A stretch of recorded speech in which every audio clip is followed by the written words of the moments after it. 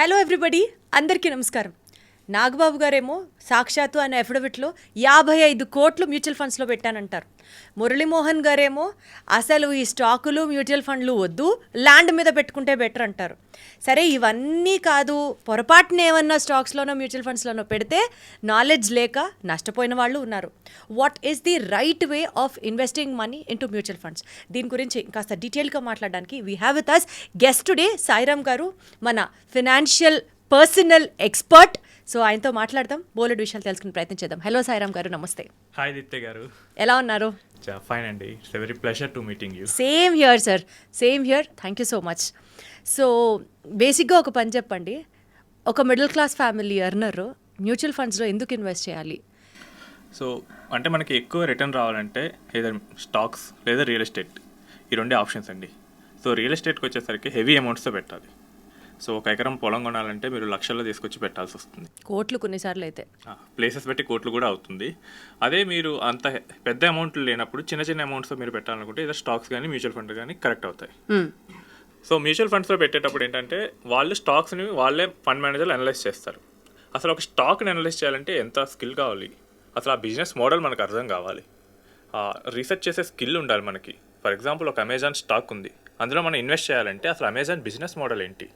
ఒకసారి మీకు తెలుసా అమెజాన్ ఎక్కడి నుంచి మీకు రెవెన్యూ వస్తుందో? అసలు తెలియదు. చాలామంది ఏంటంటే అమెజాన్ అనగానే షాపింగ్ అనుకుంటారు. లేదు, అమెజాన్కి వెబ్ సర్వీసెస్ కూడా ఉంటాయి. సో సాఫ్ట్వేర్ వాళ్ళ కంపెనీల వాళ్ళకి సర్వర్స్ ప్రొవైడ్ చేస్తారు. మెయిన్ రెవెన్యూ అక్కడి నుంచి వస్తుంది. దానికి కాంపిటీటర్స్ ఎవరు, అసలు ఏ కంట్రీస్లో బిజినెస్ చేస్తుంది, రెవెన్యూ స్ట్రీమ్స్ ఎలా ఉన్నాయి, ఎంత స్పెండ్ చేస్తుంది, ఇవి మొత్తం అనలైజ్ చేసుకోవాలి. ఇన్ని అనలైజ్ చేసుకున్న తర్వాత కూడా ఆ స్టాక్ ప్రైస్ ప్రెజెంట్ ఉన్న మార్కెట్ వాల్యూకి ఎక్కువ ఉందా తక్కువ ఉందా, ఇంత అనలైజ్ చేసుకున్న తర్వాత పెట్టాలి. మీకు మైక్రోసాఫ్ట్ 1999లో $50 వరకు వచ్చింది. సో అది మళ్ళీ తిరిగి 2015 వరకు సేమ్ అదే ప్రైస్లో ఉంది. అంటే మైక్రోసాఫ్ట్ ఈ మధ్యలో పెరగలేదంటే బాగా పెరిగింది. సో మనకి ఇండియాలో కంప్యూటర్స్ వచ్చాయి బాగా, ఆ టైంలో అందరూ మైక్రోసాఫ్టే వాడారు. గ్లోబ్లో కూడా చాలామంది మైక్రోసాఫ్టే వాడుతున్నారు, బట్ స్టాక్ ప్రైస్ పెరగలేదు. దీనికి కారణం ఏంటంటే మైక్రోసాఫ్ట్ అప్పటికే పీక్ టచ్ అయింది. సో అప్పుడు ఇంటర్నెట్ స్టార్టింగ్లో కొత్త కావడం వల్ల చాలామంది హెవీగా మైక్రోసాఫ్ట్లో ఇన్వెస్ట్ చేశారు. సో ఇన్వెస్టింగ్ వరల్డ్ ఏం ఫీల్ అయిందంటే, ఓకే ఇది చాలా ఎక్కువ ఉంది ప్రైస్, వన్స్ అది సెటిల్ అయిన తర్వాత మనం మళ్ళీ పెడదామని చెప్పేసి ఆగారు. సో మనం ఒకవేళ రాంగ్ డెసిషన్ తీసుకొని స్టాక్లో కనుక ఇన్వెస్ట్ చేస్తే, ఈవెన్ అది పెద్ద కంపెనీ అయ్యి మంచి కంపెనీ అయినా కానీ మనకు కొన్ని సంవత్సరాలు కూడా రిటర్న్ ఉండకపోవచ్చు. అది 1 or 2 years కూడా కాదండి, 10-15 years కూడా రిటర్న్ లేకుండా ఉండొచ్చు. ఐటీసీ 2015 నుంచి దాదాపు 2024 వరకు సేమ్ 200 రేంజ్లోనే ఉంది. సో ఇన్వెస్టింగ్ వరల్డ్లో దాన్ని 200 రూపీస్కి ఈక్వలెంట్గా ఎక్స్చేంజ్ చేసుకుందామని జోక్ కూడా ఉంటుంది. సో పెద్ద కంపెనీలు అయినంత మాత్రాన, మనకు తెలిసినంత మాత్రాన లాభాలు ఇస్తాయంటే కాదు. అసలు ఏది కరెక్ట్గా వస్తుంది, లాస్ లేకుండా ఉండాలి. మళ్ళీ రిలయన్స్కి వచ్చేసరికి రిలయన్స్ క్యాపిటల్ 2000 రూపీస్ నుంచి 20 రూపీస్కి పడిపోయిందండి in the span of 15 years. So Reliance మీరు అన్నట్టు సబ్జెక్ట్ మీద అవగాహన ఉండాలి, ఎక్కడ ఇన్వెస్ట్ చేస్తున్నామో నాలెడ్జ్ ఉండాలి, రీసెర్చ్ చేయాలి. అయితే మ్యూచువల్ ఫండ్స్లో పెడితే డబ్బులు సేఫ్, స్టాక్లో పెడితే మేబీ అప్ అండ్ డౌన్ అవ్వచ్చు, ఇట్లాంటి కంపారిజన్ ఏమన్నా ఉందా? లేదండి, ఇక్కడ ఏమవుతుందంటే ఈ రీసెర్చ్ అంతా మనం కరెక్ట్గా చేయాలి. ఓకే. సో ఇదంతా మనం చేయలేనప్పుడు మ్యూచువల్ ఫండ్ కంపెనీకి ఇస్తే వాడు ఏం చేస్తాడంటే ఈ రీసెర్చ్ మొత్తం వాడే హ్యాండిల్ చేస్తాడు. సో వాళ్ళకు ఒక పెద్ద టీం ఉంటుంది. సో ఫండ్ మేనేజర్స్ ఉంటారు, నెక్స్ట్ అనలిస్టులు ఉంటారు, వీళ్ళందరూ నీట్గా ఆ పని మొత్తం చేసి పెడతారు. మనం రీసెర్చ్ చేయలేనప్పుడు మ్యూచువల్ ఫండ్స్లోకి వెళ్ళాలి, అదర్వైజ్ స్టాక్స్ బెస్ట్ అంటారా? మనం రీసెర్చ్ చేయలేనప్పుడు మ్యూచువల్ ఫండ్స్ బెస్ట్. రీసెర్చ్ చేసే టైం ఉండాలి, నెక్స్ట్ అవసరం ఉండాలి. కరెక్ట్. సో ఇదంతా నేను ఎందుకు చేస్తున్నాను? సో రీసెర్చ్, ఇప్పుడు ఒక ఎంప్లాయీ అనుకోండి, ఐటీ ఎంప్లాయీ, సో ఆయన తన కోర్ జాబ్ వదిలేసి 9 to 3 రీసెర్చ్ మీద కూర్చోవాలా? కోర్ జాబ్లో కనుక చూసుకుంటే ఎక్కువ ఇన్కమ్ వస్తుందా? ఒక టీచర్ ఉన్నారు, ఆయన తన సబ్జెక్ట్ మీద గ్రిప్ పెట్టుకొని ఎక్కువ స్కిల్ తెచ్చుకుంటే వస్తుందా, లేకపోతే వీటి మీద ఎక్కువ ఇన్కమ్ వస్తుందా? సో ఈ ట్రేడ్ ఆఫ్ చూసుకోవాల్సి వస్తుంది. Got it sir, got it. అయితే మ్యూచువల్ ఫండ్స్ సపోజ్ మనకి రీసెర్చ్ చేసే టైం లేదు, మనం వేరే జాబ్స్లో బిజీ ఉన్నాం, సో సేఫ్గా ఉండాలంటే మ్యూచువల్ ఫండ్స్లో పెట్టచ్చు అంటారు. మ్యూచువల్ ఫండ్స్లో ఎంత అమౌంట్ వరకు పెట్టచ్చండి? లైక్ ఫర్ ఎగ్జాంపుల్, నాగబాబు గారు ఆయన ఎఫిడవిట్లో ఎలక్షన్స్ టైంలో చాలా క్లియర్గా చెప్పారు, 55 కోట్ల రూపాయలని ఇన్వెస్ట్ చేశాను మ్యూచువల్ ఫండ్స్లో అని. ఏదో ఒక ఫైనాన్షియల్ ప్రావర్బ్ ఒకటి ఉంటుంది, you should not invest all your eggs in one single basket అని. I don't mean he invested everything into mutual funds, but investing such huge amounts into mutual funds, is it a safe play?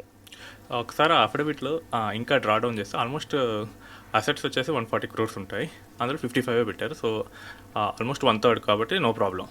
But ఇక్కడ problem ఏంటంటే ఆ 55 crores కూడా దాదాపు 90% 2 ఫండ్స్లోనే పెట్టారు, axis and Mare funds. So అంటే ఒక diversified portfolio అక్కడ construct కాలేదు. మేబీ బ్యాంకర్ అయినా హ్యాండిల్ చేసి ఉండాలి, లేదా డైరెక్ట్గా అయినా పెట్టి ఉండాలి రిటర్న్ చూసి. సో అలాంటప్పుడు ఇలా హెవీగా పెట్టేసి ఒక సైడ్ కంప్లీట్గా. Is that a good deed అండి, good step? I wanted to know. Starting investing into mutual funds good step అండి, బట్ ఒక మంచి డైవర్సిఫైడ్ పోర్ట్ఫోలియోసే కన్స్ట్రక్ట్ చేసుకోవాలి, ఎందుకంటే మనకి లాంగ్ టర్మ్లో అవి మాత్రమే రిటర్న్ ఇస్తాయి.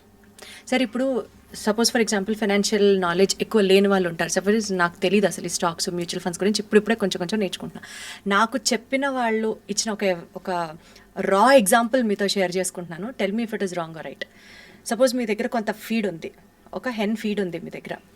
ఉన్న హెన్ ఫీడ్ని సపోజ్ ఒక 2 కోళ్ళకి పెడితే అవి పుష్టిగా బలుస్తాయి. అట్లా కాకుండా ఓ 10 చికెన్లకు 20 చికెన్లకు పెట్టుకుంటూ వెళ్తే ఏది పుష్టిగా బలవదు, మీకు ఏది ఉపయోగం ఉండదు. This is what I was told. So మీరు suppose X amount of money per month పెట్టాలి అని అనుకుంటారు, అది ఎంతైనా కావచ్చు, 10,000 to 10 lakhs, what ever is your range. ఒకదాని మీదే పెట్టండి, ఒక దాంట్లోనే ఇన్వెస్ట్ చేయండి, ఓవర్ అ పీరియడ్ ఉంచండి. That will give you good return is what I was told. Maybe ఇప్పుడు మీరు చెప్పినట్లుగా నాగబాబు గారు కూడా 2 ఎంటిటీస్లోనే ఆయన ఇన్వెస్ట్ చేశారు అని అంటే ప్రాబబుల్లీ ఇలా ఆలోచించి ఉండొచ్చేమో అని నా డౌట్. మార్కెట్ అనేది సైక్లికల్గా ఉంటుందండి. ఇప్పుడు ఒకసారి ఒక ఫండ్ బాగా చేసి ఇంకోసారి ఇంకోటి చేస్తుంది. అచ్చా, ఇది తెలుసుకోవడానికి మనకు కొన్ని ఏళ్ళు టైం పడుతుంది. సో ఇప్పుడు నేను వచ్చి మొత్తం తీసుకోవాలి, నా ఎగ్స్ మొత్తం ఒకే దాంట్లో పెట్టాను. సో మనకు ఒక సేయింగ్ కూడా ఉంటుంది, don't put all your eggs in a single basket. So ఇక్కడ మ్యూచువల్ ఫండ్ ఏంటంటే సింగిల్ ఫండ్ హౌస్లో కానీ లేదా 2 ఫండ్ హౌస్లోనే కాన్సన్ట్రేటెడ్గా పెట్టాను అనుకోండి, ఒకవేళ రిటర్న్ రాకపోతే. సో అందుకని మీరు అమౌంట్ ఇన్వెస్ట్ చేసేటప్పుడు కూడా మీ టోటల్ అసెట్స్లో మేబీ 1/3 or 1/4 కన్నా మించి మ్యూచువల్ ఫండ్లో పెట్టకూడదని చెప్తాం. ఎందుకంటే మొత్తం తీసుకెళ్ళి మ్యూచువల్ ఫండ్స్లో పెడితే రేపు ఒకవేళ ఎకానమిక్ క్రైసిస్లోకి వెళ్ళిపోతే, మీ మనీ సగం అయిపోతే, మీకు అప్పుడు మనీ అవసరమైతే సో ఎక్కడి నుంచి తీసుకొస్తారు? ఇదంతా మన అవసరం ఏంటి, మన రిస్క్ యాపెటైట్ ఎంత, మనకి దేనికి అవసరం. సో ఒక 5 years తర్వాత నాకు ఇంత అమౌంట్ కావాలి, సో దాని తగ్గట్టే ప్లాన్ చేసుకుంటూ వెళ్ళండి. అలా కాకుండా నేను ఉన్నది మొత్తం తీసుకొచ్చి పెడతాను అంటే అది రివర్స్ కూడా బౌన్స్ అవ్వచ్చు. నాగబాబు గారు చెప్పారు, సో పవన్ కళ్యాణ్ గారు అఫిడవిట్ కూడా నేను చూశాను. సో ఇది కంప్లీట్లీ ఇన్ ఎఫ్డీస్. అక్కడ ఇంకా పెద్ద మిస్టేక్ ఏంటంటే ఎఫ్డీస్ ట్యాక్స్ ఎక్కువ అట్రాక్ట్ చేస్తాయి. సో 30% ట్యాక్స్ పైన పోతుంది, ఇంకా వాళ్ళకి ఇంకా హై హెచ్ఎన్ఐలు కాబట్టి ఇంకా అంతకన్నా ఎక్కువ ఉంటుంది. అక్కడ ఒక డెట్ మ్యూచువల్ ఫండ్లో పెడితే సో మనకి ట్యాక్స్ అనేది విత్డ్రా చేసినప్పుడు ఉంటుంది. ఎఫ్డీస్ మీద ఏంటంటే ఇంట్రెస్ట్ అక్యుములేట్ అయిపోతే మనం కడుతూ ఉండాలి. ఫర్ ఎగ్జాంపుల్ మీరు ఒక 10 lakhs ఎఫ్డీలో పెట్టారు, ఒక 1 year ఉంది అంటే మేబీ 70,000 రావచ్చు. బట్ ఇక్కడ ఏంటంటే మీరు ఇయర్ మధ్యలో మీకు 70,000 క్రెడిట్ అవ్వకపోయినా కానీ మీరు ట్యాక్స్ పే చేయాలి. సో వాళ్ళకైతే ఇంకా క్రోర్స్లో ఉంటాయి. ఈవెన్ మనీ అకౌంట్లోకి రాకముందే ట్యాక్స్ పే చేయాలి. ఇదంతా ఏంటంటే మీరు ఇప్పుడే చూసారు కదా, బ్రదర్స్లోనే ఒకరు ఒక ఎండ్లోకి వెళ్ళారు, ఇంకో ఎండ్లోకి వెళ్ళారు. సో వాళ్ళ రిస్క్ టేకింగ్ మీద డిపెండ్ అయి ఉంటుంది. అసలు మోస్ట్ ఇంపార్టెంట్లీ అవగాహన అండి. ఇప్పుడు ఫర్ ఎగ్జాంపుల్ మీరు యాక్టర్స్ ప్రస్తావన తీసుకొచ్చారు కాబట్టి మురళీమోహన్ గారు అయితే అసలు స్టాక్స్ వద్దు, ఫండ్స్ వద్దు, ట్రేడింగ్ వద్దు, హాయిగా ల్యాండ్ మీద పెట్టంటే అది అద్భుతం అంటారు. So if you have to compare real estate versus mutual funds, what you suggest? So మన అవసరానికి ఏది ఉపయోగపడుతుందో అది మన ఇంపార్టెంట్ అండి. సో రియల్ ఎస్టేట్ ఈజ్ ఇంపార్టెంటే, ఒక 30 to 40% ఉంటే నో ప్రాబ్లం. ఇప్పుడు మీకు ఒక ఎగ్జాంపుల్ చెప్తాను. సో మనకి హెల్దీ అని చెప్పేసి ప్రోటీన్ ఎక్కువ తింటే ఏమవుతుంది, బాడీ డైజెస్ట్ చేసుకోలేదు, ఆ మాలిక్యూల్స్ బ్రేక్ చేయలేదు, సో సైడ్ ఎఫెక్ట్స్ వస్తాయి. సేమ్ అదే రియల్ ఎస్టేట్ కూడా బాగుంటుంది అని చెప్పేసి ఎక్కువ పెడితే ఇంకా ప్రాబ్లం వస్తుంది. యాక్చువల్లీ మురళీమోహన్ గారు ఐడ్రీమ్ దాంట్లోనే చెప్పారు. సో ఆయన మొత్తం రియల్ ఎస్టేట్లోనే ఇన్వెస్ట్ చేశారు. ఇంకొంచెం డీప్ డౌన్ పెడితే Jayabheri private limited, a company limited by shares. In reality అది కూడా షేర్స్లోనే ఉంటుంది. మేబీ ఆ 1992 స్టాక్ మార్కెట్లో హర్షద్ మెహతా స్కామ్, తర్వాత 2000 కేతన్ పరేఖ్ స్కామ్, ఆ టైం అప్పుడు యాక్చువల్లీ ఏంటంటే ఈజీ మనీ అనేసి స్టాక్ మార్కెట్ని చాలా ప్రమోట్ చేశారు. ఫండమెంటల్స్ లేకుండా చదవకుండా కంపెనీస్లో ఇన్వెస్ట్ చేయటం, ఇలాంటి వాటిలో చేసినప్పుడే స్టాక్స్ బాగా పెరిగి బాగా పట్టడం జరిగాయి. సో మేబీ ఆ టైంలో చూడటం వల్ల ఆ ఒపీనియన్ ఏర్పడి ఉండొచ్చు. అదే టైంలో ఆయన ల్యాండ్ గురించి కూడా చెప్పారు. సో ల్యాండ్ గురించి చెప్పినప్పుడు మొత్తం కొంచెం రీసెర్చ్ చేసుకోండి, ఏర్పడి తడకొనొద్దు, ఆ లీగల్ డాక్యుమెంట్స్ అన్ని చేసుకోండి. కరెక్ట్, రీసెర్చ్ చేయకుండా గుడ్డిగా వెళ్ళి ఇన్వెస్ట్ చేయాలి. మరి అది స్టాక్స్ కూడా వస్తుంది కదండి. Very well set, correct. So తప్పు మంది, మనం రీసెర్చ్ చేయకుండా మనం పెట్టాం. మార్కెట్ తప్పంటే మార్కెట్ అందరికీ రిటర్న్, ఎవరైతే ఉన్నారో వాళ్ళందరికీ రిటర్న్ ఇచ్చింది, ఎవరైతే సరిగ్గా పెట్టలేదో వాళ్ళకి మాత్రం రిటర్న్ ఇవ్వలేదు. Very well set sir, correct, matured enough. Sir ఇప్పుడు మ్యూచువల్ ఫండ్స్లో regular funds, direct mutual funds ఇలా ఏవేవో ఉంటాయి కదా, what do they stand for, ఏంటివి difference? Okay, direct mutual fund అంటే మనం వెళ్ళి డైరెక్ట్గా మ్యూచువల్ ఫండ్ కంపెనీ దగ్గర నుంచి ఫండ్స్ కొనుక్కోవటం, మధ్యలో ఇంకెవరు ఉండరు. అదే రెగ్యులర్ మ్యూచువల్ ఫండ్ అంటే కనుక సో మనం ఒక డిస్ట్రిబ్యూటర్ కానీ అడ్వైజర్ ద్వారా కానీ వెళ్ళి మ్యూచువల్ ఫండ్స్ కొంటాం.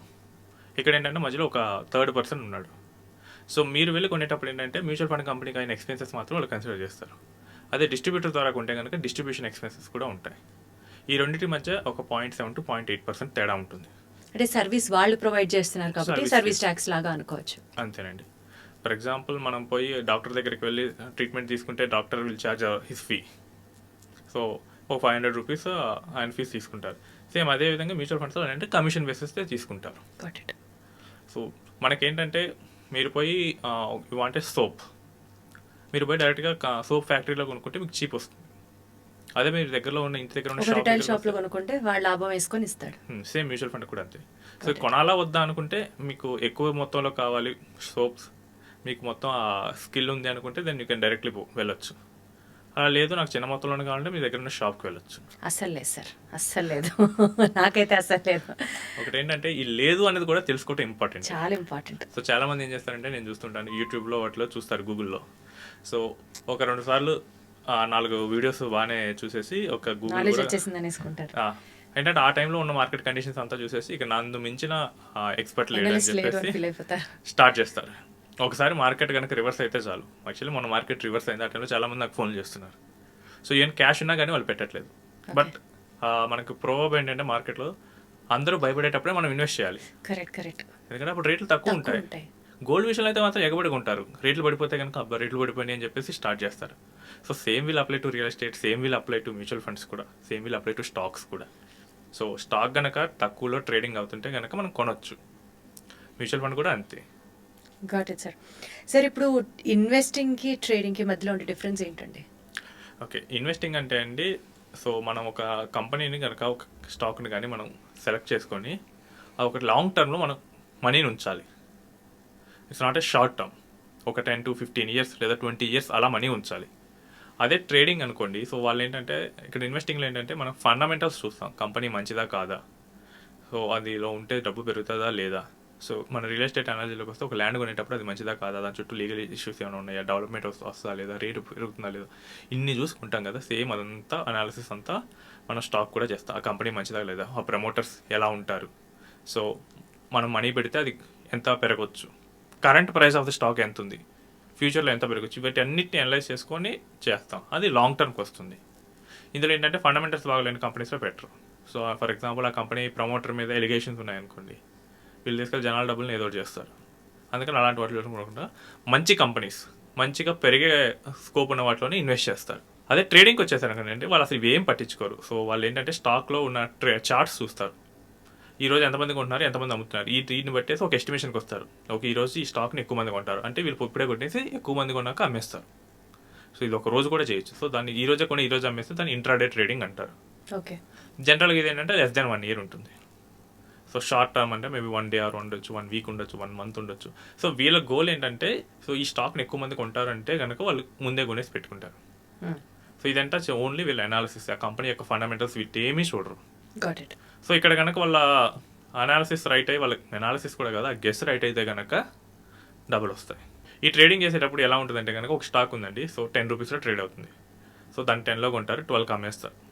సేమ్ దాంట్లో మళ్ళీ 15 కొంటారు, 17కి అమ్మేస్తారు. మళ్ళీ 18లో కొంటారు, 19కి అమ్మేస్తారు. మళ్ళీ 19.5లో కొని 20 రూపీస్కి అమ్మేస్తారు. ఈ ప్రాసెస్లో ఒక 5.5 రూపీస్ ప్రాఫిట్ ఇచ్చారు. అదే 10 రూపీస్ నుంచి 20 రూపీస్ కొని 20 రూపీస్ దగ్గర అమ్మితే 10 రూపాయలు లాభం. సో ఇన్వెస్టింగ్ అది చేస్తుంది, లాంగ్ టర్మ్లో ఎక్కువ ప్రాఫిట్స్ జనరేట్ చేయాలని చూస్తుంది. Very clearly. ట్రేడింగ్ అంటే ఏంటంటే మనకి షార్ట్ టర్మ్లో quick money. So who wants the quick money వాళ్ళకి అది వస్తుంది. ఒక రకంగా చెప్పాలి అని అంటే మనిషి వెయిటింగ్ పీరియడ్ మీద డబ్బులు జనరేట్ అయినట్టే. అవునండి, కష్టపడితేనే ఇన్వెస్ట్మెంట్లో డబ్బులు వస్తాయి. సో కష్టపడకుండా నేను జస్ట్ జగవేరుగా సత్యం, ప్రతి ఫీల్డ్ లో వర్తించే సత్యం అది. సో మా స్టాక్ మార్కెట్ చాలా మంది ఈజీ అనుకోవడానికి ఏంటంటే ఈ ట్రేడింగే అండి. సో బట్ ట్రేడింగ్ ఏంటంటే నాలెడ్జ్ లేకుండా వెళ్తే కనుక మీరు సింపుల్గా రిస్క్ చేస్తున్నట్లే. సరే సార్, అయితే ఈ రోజు మన ఎపిసోడ్లో, ఈ చిన్న ఎపిసోడ్లో చాలా ఇంపార్టెంట్ వాల్యుబుల్ పాయింట్స్ వచ్చాయి. దట్ మ్యూచువల్ ఫండ్స్లో కానీ స్టాక్లో కానీ నాలెడ్జ్ ఉండాలి, రీసెర్చ్ చేయాలి, and then what is the difference between mutual fund and stock. వీటితో పాటు నెక్స్ట్ ఎపిసోడ్లో తప్పకుండా సిప్ గురించి, తర్వాత ఎస్ఐపి, ఎస్డబ్ల్యూపి, వీటి గురించి కాస్త డీటెయిల్డ్గా తెలుసుకుందాం. కొంచెం information into the brain, definitely అదంతా డైజెస్ట్ అయ్యి సెడిమెంట్ అవ్వడానికి it will take some time. So next ఎపిసోడ్లో తప్పకుండా కలుద్దాం. విల్ టాక్ అబౌట్ మోర్ సబ్జెక్టివ్గా మాట్లాడుకుంటూ వెళ్దాం. And thank you so much for joining us in this episode అండి. చాలా ఈజీగా, చాలా అర్థమయ్యేటట్టు చెప్పారు. Thank you. థ్యాంక్స్.